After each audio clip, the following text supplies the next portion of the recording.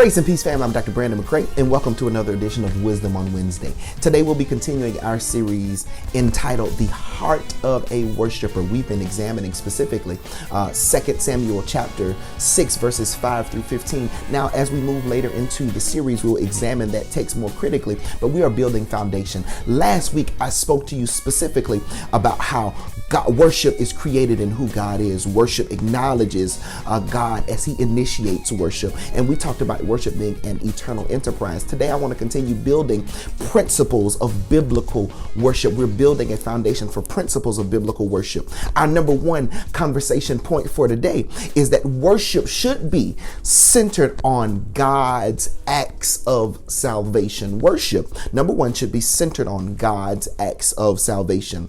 Human worship is fundamentally the result and response to the great saving events performed by God. Within the confines of the Old Testament, this was freedom from bondage. And within the confines of the New Testament, this is Christ's work at Calvary.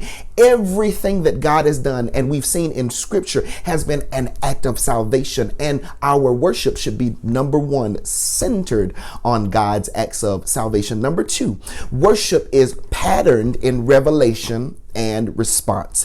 Every one of God's saving acts were acts of self-revelation. As a matter of fact, if you would remember the children of Israel, every time God delivered them or brought them through or provided for them in certain ways, they named God based on the provision that they've received. So their response was to the revelation of God in that way. When they needed healing, God then became Jehovah Jireh, the provider, or Jehovah Nisi, the God that heals. When they needed certain aspects of deliverance, God became Jehovah M'Kadesh. He became all those things that they needed, and their worship of him was based in revelation and response. You would understand, according to John 14:9, that Jesus Christ was the greatest revelation of who God was, because he says, whoever has seen me, number one, has seen the Father. So our worship of God is based in revelation and response. Number three, worship is covenantal.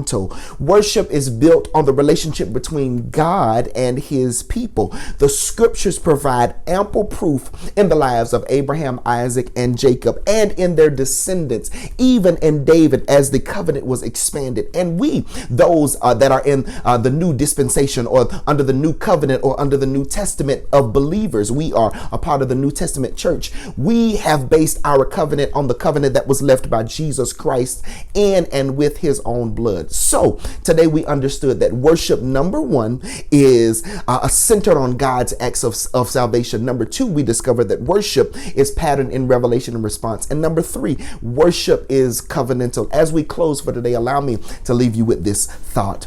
Worship is an acknowledgement of who God is and the acceptance of who we are not.